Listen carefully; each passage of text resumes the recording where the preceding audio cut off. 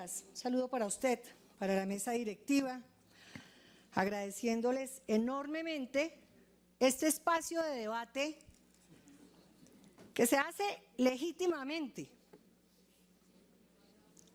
porque es muy importante que Bogotá, donde se refleja, y sin ser centralista, pero donde habitan personas de todas las regiones,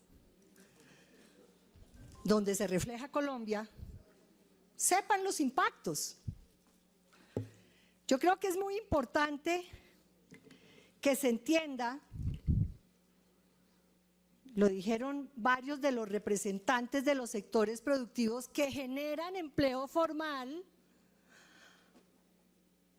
que se entienda el impacto de esto en los trabajadores, porque es que ellos generan empleo formal. Entonces, agradezco el espacio a la mesa directiva de la Comisión de Hacienda, saludo a los invitados que ya se expresaron, saludo a los secretarios, a los alcaldes locales, a los entes de control, a mis colegas y a mi equipo, a quien le agradezco la investigación que hicieron, porque cuando dejo el agradecimiento para el final se me olvida. Y quiero agradecerles el trabajo que hicieron, soy testigo de este trabajo. Y el debate yo lo he denominado, no todo lo que brilla es oro, porque también hay víctimas del aumento del salario mínimo.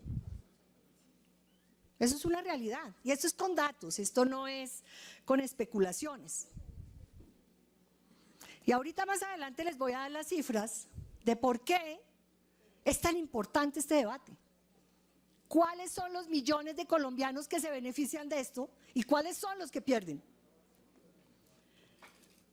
Sí, yo soy una convencida de que un aumento del 23% del salario mínimo sí es una medida populista en un momento electoral, y sí creo que quienes van a pagar el populismo son los trabajadores. Claro, los empresarios, pero como acá se habla de empresarios es como mencionar al diablo. No por todos mis colegas, tengo que decirlo. Pero cada tienda que se cierra, cada microempresario que tiene que cerrar más temprano, es una víctima de esto. Ya habló del sector privado, por eso los invitamos, acordamos con el concejal Marco, el concejal Rolando y yo invitarlos. Pero yo voy a hablar del bogotano de a pie, de la mujer, del joven. Y reitero, porque como aquí en algunos momentos los debates se vuelven de buenos y malos, que si uno defiende el espacio público, es que es el malo, porque va en contra de los vendedores informales. No, señores.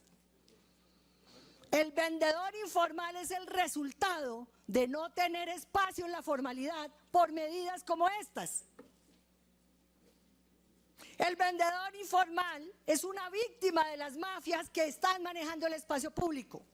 No como dicen por ahí, que es que se está diciendo que los vendedores informales son mafias. Falso. Yo quiero ver qué va a hacer el IPES ahora con el volumen de informalidad que ha aumentado en el espacio público, con esta medida. Claro que Colombia debe, yo soy una convencida de la formalidad urbana, de la formalidad laboral, de la formalidad empresarial. No me da pena decir que vengo de representar eso. Por eso me preocupan medidas como estas, que van en contra de la formalidad.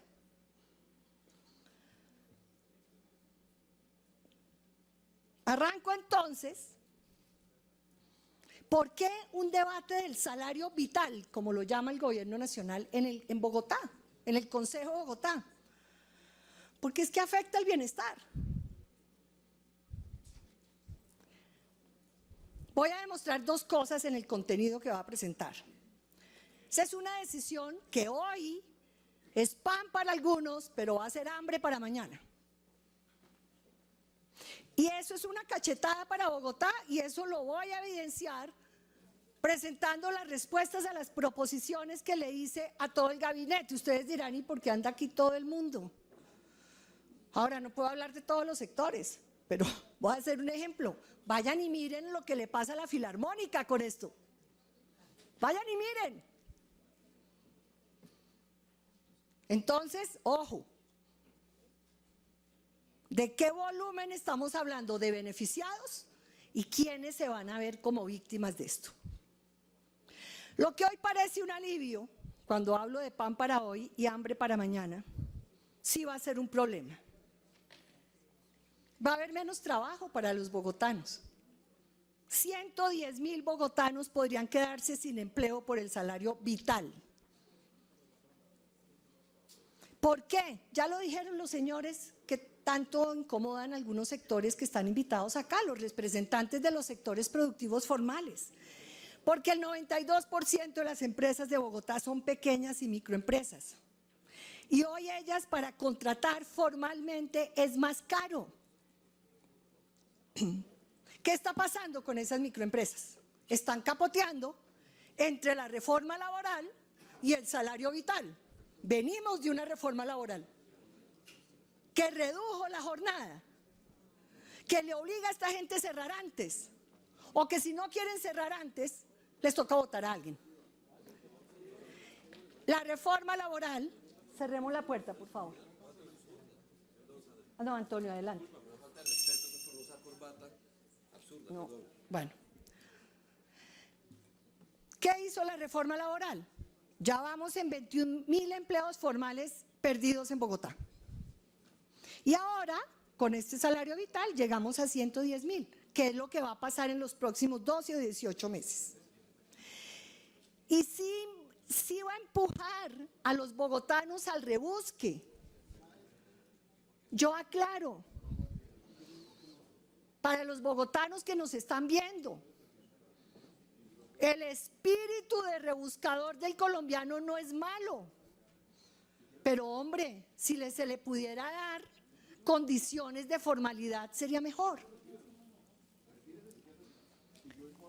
Bogotá venía haciendo una tarea importante, esta administración, porque había logrado reducir la tasa de desempleo al 6.5% al cierre del año pasado, en Bogotá. Mantiene la menor tasa de informalidad,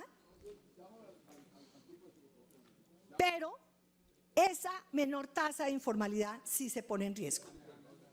35% es la informalidad en Bogotá, 55% el total nacional. Oigan, 55% el total nacional. Esa gente que está en la informalidad no se sirve del salario vital. No, son informales. ¿Por qué? Porque no han podido encontrar empleo formal. ¿Por qué? Porque cada vez es más costoso contratar con empleo formal. ¿Cuál es la cifra en Colombia? De 24 millones de ocupados, 11 millones son formales. O sea, los que se van a servir de esto. 13 millones informales. ¿Cómo está Bogotá? De 4.4 millones de ocupados, 2.8 son formales, 1.5 son informales. De esos 2.8, 810.000 ganan un salario mínimo. ¿Ustedes creen que se van a mantener ahí con este incremento?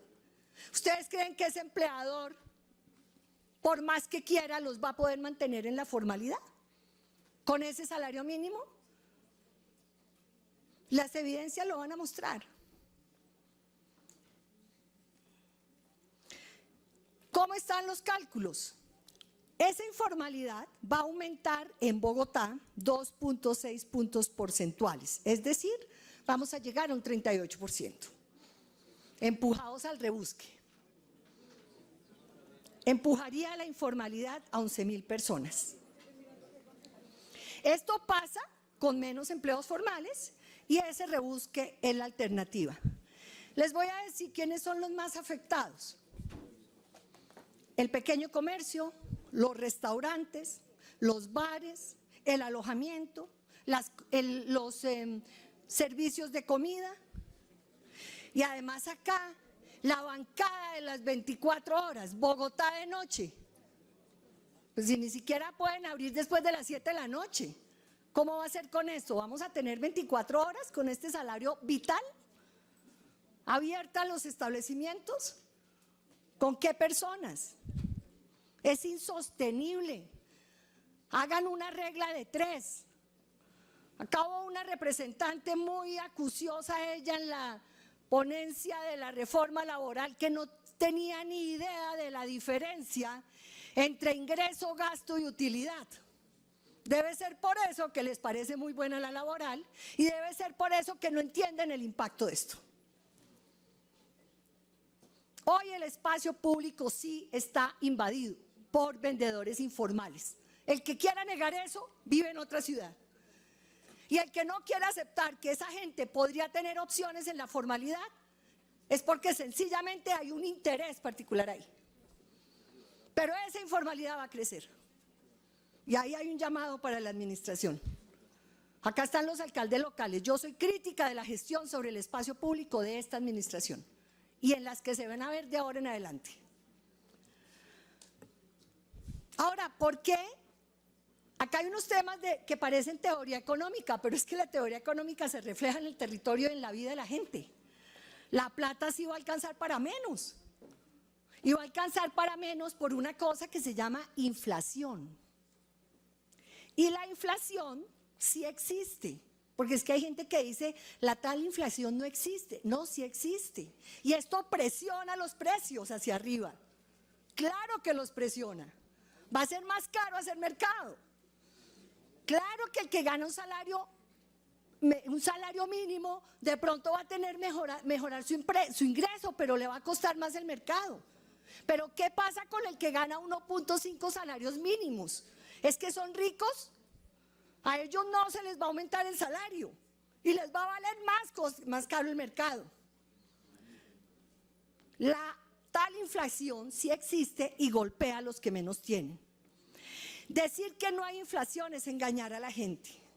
Miren cómo con el tema de endeudamiento de este gobierno y el tema del salario mínimo, ya el Banco de la República aumentó la proyección para este año del 4.59 al 6.3. Eso es una realidad. Claro que los hogares gastan la mayor parte de su ingreso en lo básico, en vivienda, arriendo, servicios, comida, educación, transporte, salud. El escándalo del transporte y del Transmilenio. Vamos a ver el impacto en salud, vamos a ver el impacto en educación. En Bogotá hay 360.000 hogares que viven con menos del salario mínimo. Entonces no los cobija el 23%, pero a ellos se les va a incrementar el mercado. Hace poquito, en el evento de la CAF, en Panamá, estuvo el Premio Nobel de Economía, James Robinson. El señor escribió un libro que se llama ¿Por qué fracasan los países? Yo ya me lo leí, pero hace rato. Y me encantó porque estando ahí dice, la pobreza en Colombia no se soluciona subiendo el salario mínimo, porque la mayoría de los trabajadores no ganan un salario mínimo. Este es un tema de sindicatos. También dijo, como política para ayudar a los pobres es mala, aunque políticamente es buena porque es populista. Lo dice un premio Nobel de Economía. El señor que escribió ¿Por qué fracasan los países? Y cuando lean el libro van a ver que habla de esto. Por eso fracasan los países, por medidas populistas que quiebran la economía y los vuelven más pobres a los ciudadanos. Y hay otro que es Milton Friedman que dice, la inflación es el impuesto de los pobres. Porque todos decimos cuando hay una reforma tributaria, ojo con los segmentos de menos ingresos, que a ellos no les pegue. Con razón. Toca proteger a los hogares vulnerables, pero la inflación le pega a ellos. Es el impuesto de los pobres, es el impuesto más cruel. Golpea desproporcionadamente a quienes menos tienen. frases de estos señores. Y acá van las cifras de Colombia. Según el DANE, el 55% de la población es informal. Solo 2.4 millones de personas, 1 de cada 10 ocupados, ganan el salario mínimo, mientras que casi 12 millones de trabajadores ganan menos de ese monto. La mayoría en la informalidad. Esos no son sindicalizados. Por eso esto es un triunfo para los sindicatos, no para los ciudadanos. La inflación reduce el poder adquisitivo, afecta a quienes viven de ingresos fijos o bajos, castigan a quienes no tienen activos que se ajusten con la inflación. Toda la plata se les va en sobrevivir. Cuando suben los precios por efecto de la inflación, esa población es la que sufre. Esa población no se gana el salario mínimo. Y ni siquiera hablemos de los créditos. Ustedes ya vieron lo que pasó. El Banco de la República, que tiene que actuar responsablemente porque ya se ve el impacto de esto en la inflación, aumenta las tasas del 9.25 al 10.25. Todo se vuelve más caro. Secretaria, el sueño de comprar una vivienda, yo esto no lo tengo resuelto, pero le voy a pedir el favor que usted le conteste para los que ya venían en proceso. ¿Qué les va a pasar con los intereses? Quien crea aquí que una vivienda formal, y eso va para los secretarios y para todos, y para los bogotanos, es un lujo, está muy equivocado. La vivienda es una necesidad, es un sueño y cambia la vida. Y hoy acabo de ver la carátula de un estudio de los Andes que dice lo que una vivienda formal le cambia la vida a un niño, porque ya había otro estudio que decía cómo le cambia la vida a las mujeres. Ahí están con las tasas. Y pila, secretaria de Desarrollo Económico. Pilas, porque arranca esto al gota a gota. Arranca el gota a gota a ser el rey del crédito en Bogotá. Pero no, el 23% del salario mínimo es un lujo. ¿Perdón?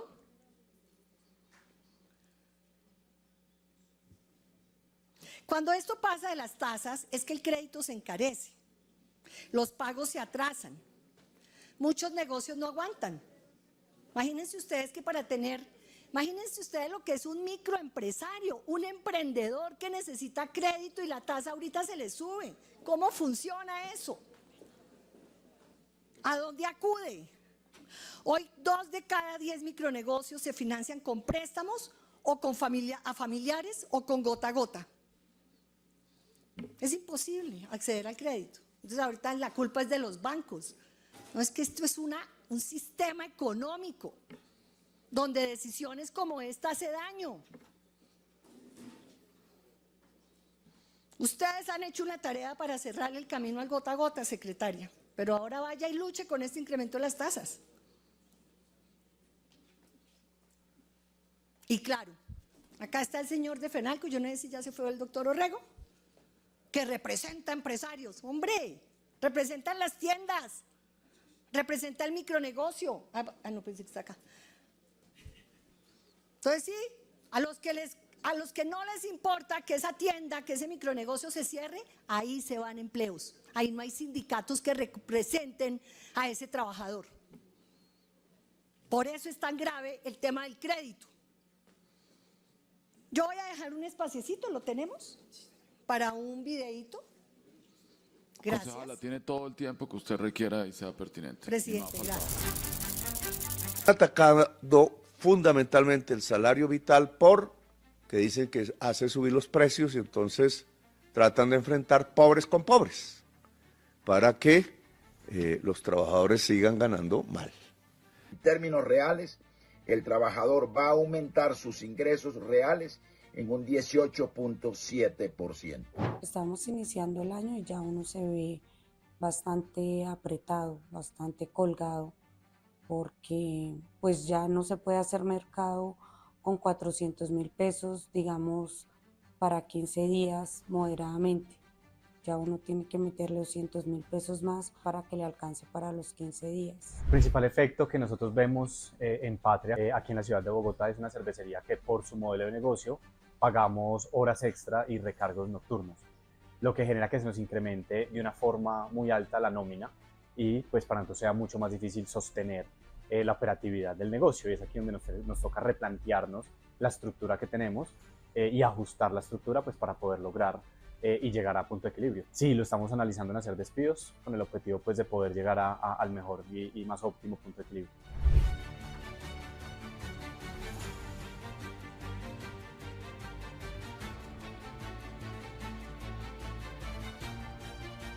Realmente se afectó bastante porque resulta de que en el área donde yo estoy me desempeño es en los productos de perecederos para las flores. Al momento que se vio afectado esto, entonces los cultivos comenzaron a reducir la mano de obra de ellos y a su vez nos afectó directamente a nosotros porque ya no teníamos como el customer service para realmente operar sobre esa cierta cantidad de cultivos. Ya se comenzaron a reducir y de hecho yo fui uno de ellos que de momento me tuvieron que liquidar hasta ese momento. Entonces, todos esos temas para uno afectan. Siendo uno madre cabeza de hogar, afectan 2.000, 3.000, 5.000, 10.000 pesos, afectan bastante.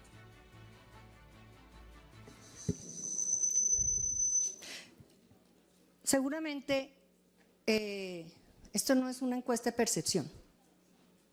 Y sí, trajimos un empresario al que se le afecta el negocio. Y también trajimos una trabajadora doméstica, una empleada doméstica, una mujer, que sí se ganaba el mínimo. Ustedes vieron lo que dijo una mujer que tiene una asociación que representa a las trabajadoras domésticas. La cantidad de gente que está replanteando tener una o dos o una a tiempo completo y ahora las va a poner por días. ¿Esas mujeres no importan? Porque hay hogares, para quienes creen que trabajadoras domésticas solo los tienen los ricos de este país, están muy equivocados. De hecho, los ricos de este país ya están afuera, pero hay mucha gente de clase media que necesita esa trabajadora, porque trabajan y necesitan quien les atienda la casa, quien le ayude y es trabajo legítimo. Pero ya un hogar de clase media que tenía dos, una por días o una fija, o solo una que le toque pagar 2 millones de pesos mensuales y que eso con prestaciones sociales, porque se trata de ser formales, llegue a 3 millones de pesos, eso no lo aguanta el ingreso de un hogar de clase media en Colombia. Y ellas pues no tuvieron representante en la mesa de concertación salarial donde ganaron los sindicatos. Esas mujeres sí que van a sufrir, lo dice esta señora. No sé si ella estará en las encuestas de percepción o no sé. Paso a la segunda parte donde tiene mucho que ver las respuestas de las proposiciones y es, ¿por qué esto es una cachetada para Bogotá? Ahora, yo dije Bogotá porque soy concejal de Bogotá, porque tengo acceso a los secretarios de Bogotá, porque mis proposiciones se presentan en Bogotá, pero ya lo dijo el representante, el doctor Villota, representante de Asocapitales. Eso le está pasando a todas las ciudades. Esto que les voy a contar.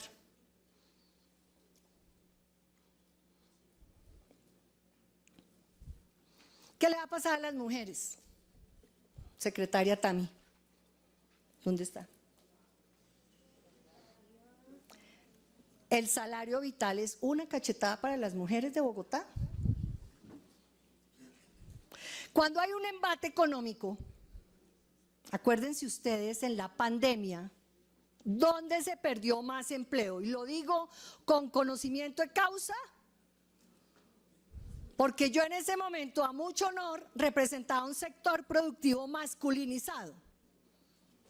Y con mi ex colega Juan Daniel Oviedo, que era del DANE, decidimos levantar, le pedí el favor que levantara las cifras de dónde se estaba perdiendo más empleo, a ver qué hacíamos en un sector productivo altísimamente empleador. ¿Y cuál fue la tristeza? Que fue el sector que primero recomendó, el primer sector que recuperó empleo, pero ahí no entraron las mujeres porque era un sector masculinizado. Pero quien más perdió su empleo en Bogotá, en Colombia por la pandemia fueron las mujeres, porque son cuidadoras, porque son vulnerables, porque tenían a sus hijos en la casa y no se podía salir. Pero lo acaban de decir quienes me antecedieron en la palabra.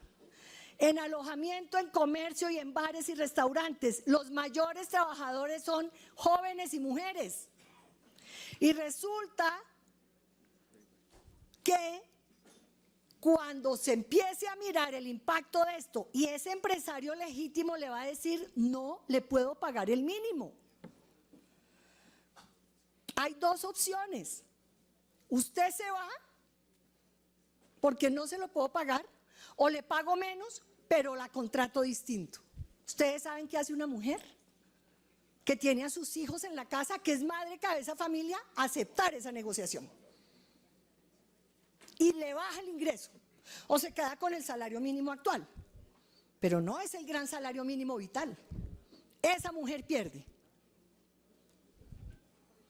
Ellas no se pueden dar el lujo de ponerse de igual a igual a decir, no, a mí me paga el mínimo. No, señora, no puedo. Y no estoy hablando de los grandes empresarios de este país. Estoy hablando de todos, que son formales, pero el 93% en Bogotá esa es la realidad de las empresas. No pueden. A las tenderas que son, ¿cuánto es el porcentaje, David? ¿Cuántas son madres, mujeres dueñas de tiendas en Bogotá? ¿Qué? 50%. Este ejercicio lo hicimos seriamente porque con el impuesto saludable de Petro, muy saludable, se cerraron tiendas y el 50% eran atendidas y su dueña eran mujeres y tenían una empleadita. Van a ver el impacto de esto. Sí se va a profundizar esa brecha de género, debilitando la autonomía económica de las mujeres. Yo siempre he sido una convencida, y también lo he dicho acá, porque este discurso de equidad de género y de mujeres no es de unos y de otros.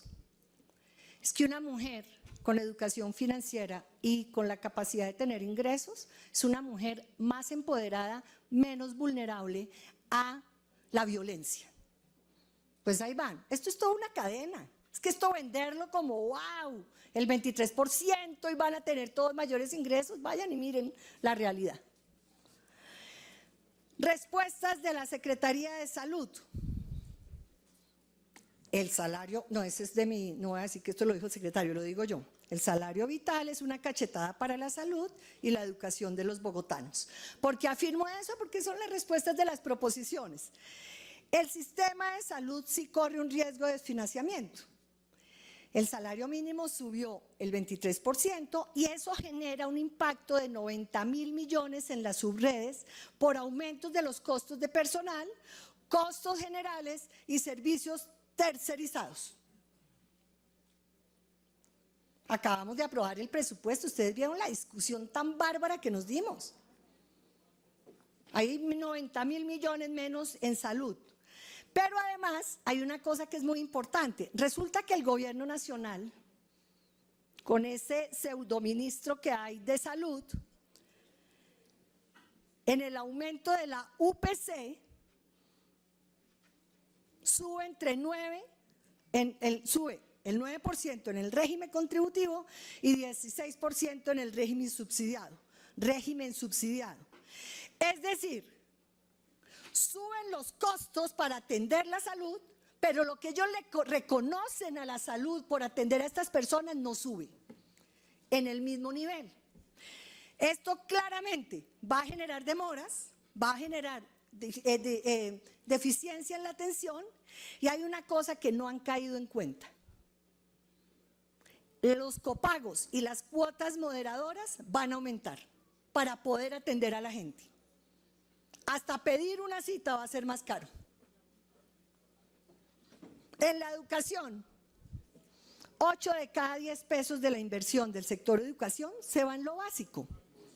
Pagar docentes que tanto defendemos todos, alimentación escolar, transporte, aseo, vigilancia y servicios. ¿Cuál es el hueco ahí, secretaria, según sus respuestas? Esos costos aumentaron con esta decisión del salario vital 132.000 millones de pesos. Y yo les voy a decir una cosa, salir a decir que es una irresponsabilidad que el presupuesto eso no se haya previsto, me parece que es una burla a la inteligencia de todo el mundo. Porque eso que ven como el gran avance, nunca en la historia se había subido el 23%. Pues claro, porque es que hay unos componentes técnicos, inflación, productividad, que siempre se tienen en cuenta para aumentar el salario mínimo. Y con eso se hicieron las proyecciones. ¿Y ahora quién hace con 23%? Entonces ahí están, en salud 132.000 millones. ¿Dónde pega más fuerte? Y esto me parece muy grave. 21.000 millones por el aumento en el costo de los subsidios de sostenimiento para estudiantes de educación terciaria de Atenea, que pone en riesgo la permanencia de estos jóvenes en el sistema educativo. Si a esos jóvenes no se les da su salario mínimo, su subsidio que equivale a un salario mínimo, se retiran porque lo necesitan para transportarse, para alimentarse, para darse el lujo de estudiar. Y adivinen, como el subsidio es de un salario mínimo, pues va a haber menos subsidios. Vaya y escoja usted al joven y decirle, ¿sabe qué? Yo a usted no le puedo dar este mes su subsidio. O es que tenemos dudas de que son jóvenes vulnerables o que necesitan esa ayuda. No hay nada más cruel que sacar a un muchacho del sistema educativo cuando estamos logrando que entren. 20.000 millones en construcción y mejoramiento de colegios. Esto no es culpa de la secretaria. Yo es que no estoy haciendo un debate para defender a la administración. Ya tendrán que contestar qué van a hacer. Obras más lentas y menos colegios intervenidos. El representante Camacol, Bogotá y Cundinamarca, que sí es amigo mío, pero lo invitamos de acuerdo con los otros convocantes, nos contó cómo va a impactar la construcción este aumento desmedido del salario mínimo. Entre 7 y 11% en la estructura global de costos y en el componente de mano de obra más del 10%. ¿Por qué hago esta relación? Porque resulta que el concreto, el cemento y el acero que se pone para hacer colegios lo hacen constructores de edificaciones y los impacta. Estos mayores costos ponen en riesgo las metas de mejoramiento de colegios y la ampliación de cupos en educación superior y posmedia. El salario vital también es una cachetada para la seguridad de los bogotanos. Concejal Uzcategui, en esos debates que estamos nosotros, por ahí andaba Espinosa también, en el tema de seguridad. Doctora. En el tema de seguridad, ya voy a acabar. No, tranquila, puede demorarse lo que quiera, doctora Sandrita, si Gracias. nos permite certificar registro de concejales. Pero por supuesto. Y puede tomarse un poquitico de agua para que pueda continuar con toda la energía. Secretaria, por favor, certifique registro de concejales, incluida la doctora Clara Lucía Sandoval, quien ya se registró. Con mucho gusto, señor presidente, me permito actualizar el registro con la presencia del honorable concejal, miembro de la comisión Samir Bedoya Piraquive. De otras comisiones, también me permito registrar la presencia de los honorables concejales Fabián Andrés Puente Sierra y Clara Lucía Sandoval Moreno. Ha sido actualizado el registro, señor presidente. Gracias, secretaria. En seguridad, ¿dónde se va a impactar esto? El mantenimiento de patrullas, motos, cámaras, y entonces lo que nos dice el secretario es, eso nos va a obligar a priorizar. ¿Qué van a priorizar? Por Dios. En una ciudad donde 6 de cada 10 bogotanos se sienten inseguros en su barrio y el principal problema en atracos callejeros, entonces van a ver qué motos se arreglan, qué cámaras se arreglan o qué equipos se arreglan. Es que eso vale, es que eso se contrata y eso impacta a esos contratos. O sea, mi propuesta de urbanismo seguro vamos a tener que implementarla necesariamente, pero toca ver qué va a replantear la administración. Por acá andaba el director del IDPC, no sé si vino el secretario de Cultura, pero en el tema de cultura, el deporte y la recreación de los bogotanos, Ah, no está el concejal Triana. Cuando sube el salario mínimo, sale más caro mantener abiertas y mantener las bibliotecas y los escenarios culturales y deportivos. Hombre, estos lugares funcionan y se necesita personal de aseo, vigilancia y cafetería, pero a estas personas se les paga con salario mínimo, se contratan, pero vamos a tener que reducir jornadas ahí también. A mí lo que me parece terrible es que ya estén anunciando recortes. Cierre anticipado a las 7 p.m. de bibliotecas y del CEFE de Chapinero, limitando la franja nocturna. Ustedes saben cuándo puede ir la gente a la biblioteca, cuando sale del trabajo o cuando salen del colegio. Y vamos a reducir jornada de cultura para que la gente esté bien, para que los niños sueñen. Reducción de mantenimientos preventivos. 500,000 usuarios menos al año en el sistema de bibliotecas públicas. 500,000. ¿Cuál es el problema de ir a una biblioteca? Antes deberíamos de estar promoviendo que vayan muchos más. Esa sí es la Bogotá 24 horas que necesitamos.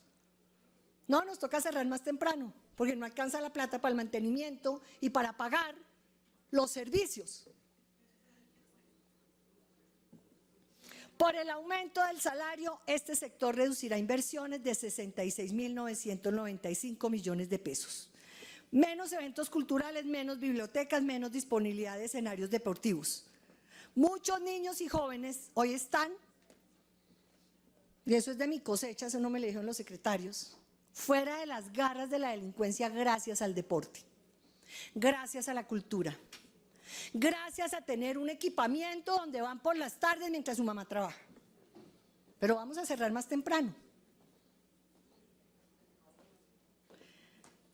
La cachetada de la movilidad. Bueno, esto sí es bueno que los bogotanos lo sepan. Hoy casi no llego al debate. Hoy en riesgo 90 proyectos de infraestructura y conservación en la ciudad. 32 contratos de mantenimiento y 36 obras de construcción van a costar mucho más de lo presupuestado. Y la plata sale del bolsillo de los bogotanos. ¿O es que el gobierno nacional va a compensar eso? Porque es por una medida del gobierno nacional. Esto sale de la plata de los bogotanos. Este sobrecosto puede llegar a 1 billón de pesos.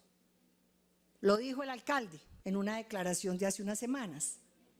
7 proyectos nuevos del plan de desarrollo no se podrán ejecutar por falta de plata. Yo esperaría que el director del EDU, que andaba por acá sentado, nos diga cuáles son esos proyectos y cuál es el impacto y cuántos habitantes de Bogotá se van a ver impactados.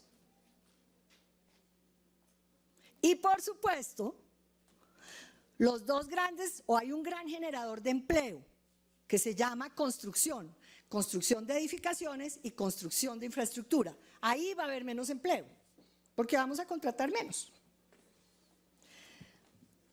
Y no voy a ampliarme en el tema de Transmilenio, porque aquí ya ha habido debates en el tema de Transmilenio, Transmicable y Transmisonal, que subiría 250 pesos, suponiendo en el salario mínimo, suponiendo que aumentaba el 11%. Ahorita con el 23%, pues hay un aumento mayor. Pero ese debate ya lo dieron varios colegas, no sé si hablaron del impacto del salario mínimo. Una cachetada para la vivienda, secretaria Vanessa. Nosotras tuvimos, no, ni siquiera fuimos nosotras, yo en general con todos, una gran discusión en el debate presupuesto porque ustedes osaron venir acá con menos plata y reduciendo metas. Y entonces dijeron, vamos a conseguir 14,000 millones de pesos más, que a mí me pareció un chiste, pero los consiguieron. Sin embargo, como el subsidio equivale a salarios mínimos, 2,000 hogares que seguramente están haciendo la fila, juiciositos ahorrando, no van a poder recibir el subsidio. Y les quiero aclarar que esto no es segmento 4, 5 y 6, porque es que aquí hay algunos que creen que solo se gobierna para los más vulnerables, pero la política de vivienda sí tiene que estar focalizada en los hogares de menos ingresos, Ahí hay 2.000 que no van a recibir subsidio. Pero el tema del crédito, secretaria, es un golpazo. Qué bueno que Galán, ustedes lo anunciaron ayer, creo, 4.000 subsidios para reducir tu cuota. Porque eso es bueno, porque ya se van a subir los créditos. Lo que hubiera sido mejor es que esos 4.000 fueran para recoger más hogares y no necesariamente para pagarle más intereses al banco. ¿Por cuenta de qué? Porque se aumentaron las cuotas, los intereses.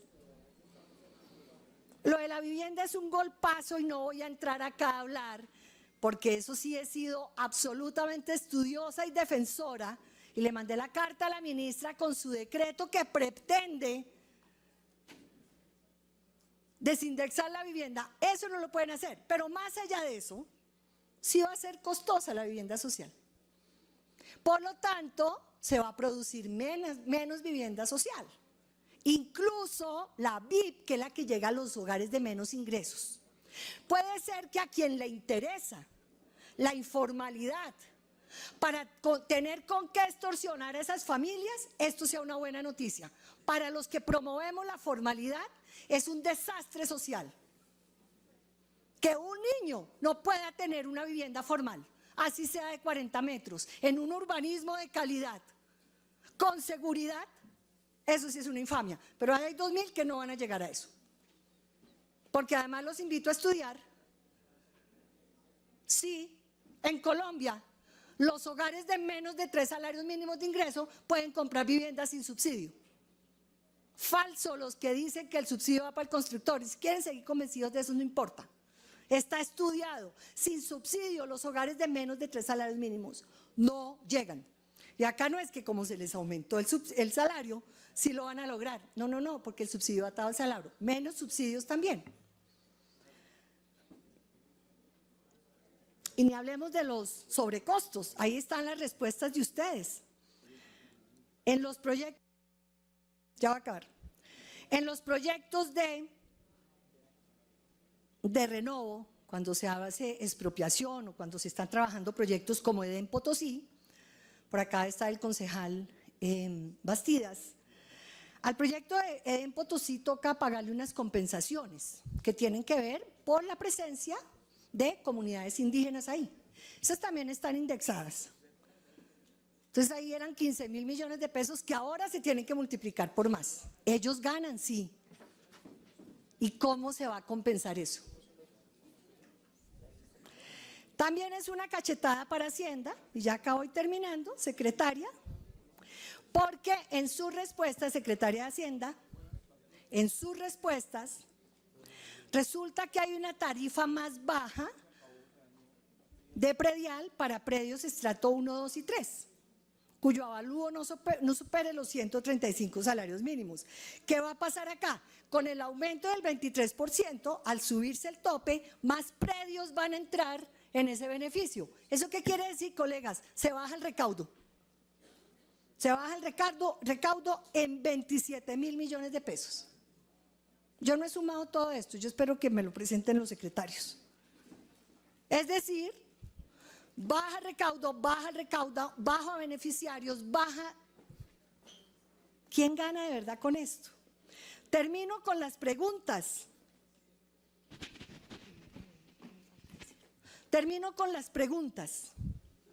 Bueno, pero primero quiero hacerle un llamado a la administración, porque, por ejemplo, si hay incentivos que se puedan dar para reactivar, por ejemplo, garantizar el empleo, acá quiero aclarar, ¿no?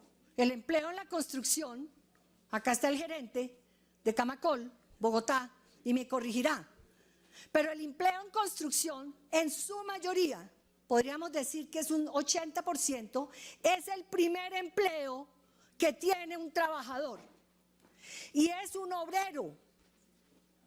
Por eso toca proteger esos empleos, porque si ese obrero sale de ahí, ¿para dónde coge? ¿A delinquir o a vender en la calle? Entonces yo sí considero que dada esta coyuntura debemos buscar incentivos, secretaria, para volver a hablar de reactivación. para que haya renovación urbana, para que podamos utilizar inversiones públicas como la del metro, para que haya más vivienda social. Yo radiqué un proyecto de acuerdo, también en esta comisión, presidente, con el que podemos garantizar 90 billones de pesos en inversión, 50 billones en demanda de insumos, 319 hectáreas de estructura ecológica protegida, 229 hectáreas de zonas verdes, 94 equipamientos y sobre todo empleo. ¿Cuántos? No me acuerdo, pero está escrito. Preguntas a la administración: ¿cómo van a mitigar el impacto en empleo? ¿Cómo vamos a mantener, secretaria, las metas de vivienda? Que no se nos vaya a ir el problema para el 27 cuando ya no haya mucho que hacer. ¿Qué estrategia hay para que las obras de infraestructura no se detengan? ¿Cuáles son las obras que se van a dejar de hacer puntualmente y las que van a presentar sobrecostos? ¿Cuántos empleos hay en riesgo de perder? ¿Qué van a hacer para mitigar los impactos de salud, educación y de las mujeres? Lo de las mujeres yo no pretendo, secretaria Tami, que usted venga y me diga cómo va a proteger el impacto de las mujeres. Porque el problema es transversal. Les voy a decir a ustedes, en Colombia y en Bogotá, quien toma la decisión de comprar una vivienda es la mujer. La más juiciosa en pagar su crédito hipotecario es la mujer. Quien se encarga de cuidar a sus hijos es la mujer. Y acá le estamos dando una cachetada a esas mujeres. Porque no necesariamente esa mujer va a poder mantenerse en su trabajo. El tema de la mujer creo que es un tema transversal y doloroso. Y a la secretaria de Hacienda en su intervención esperaría que nos cuente el consolidado del impacto. No fuimos capaces de sumar para no equivocarnos. ¿Y cuánto más nos va a costar a los bogotanos, al bolsillo de los bogotanos? Aunque creo que al bolsillo ya todo está dado. El tema es menos beneficios, menos subsidios, y no estoy hablando solo de vivienda, estoy hablando de educación, menos atención en salud, menos obras. Y acá a mí me encanta cuando digo cemento, concreto y acero, porque eso bien hecho es bienestar. O si no, vayan y le preguntan a las personas que viven o circulan por las obras que se han entregado y las que venían, pero que ya no se van a hacer. Agradezco nuevamente, presidente, haber dado el espacio para este debate. Le doy la palabra a mis colegas. Me pasé 5 minutos del tiempo que había acordado con mis colegas de bancada. Y bueno, que los bogotanos sepan que lo que hoy puede ser pan, mañana puede ser hambre. Gracias.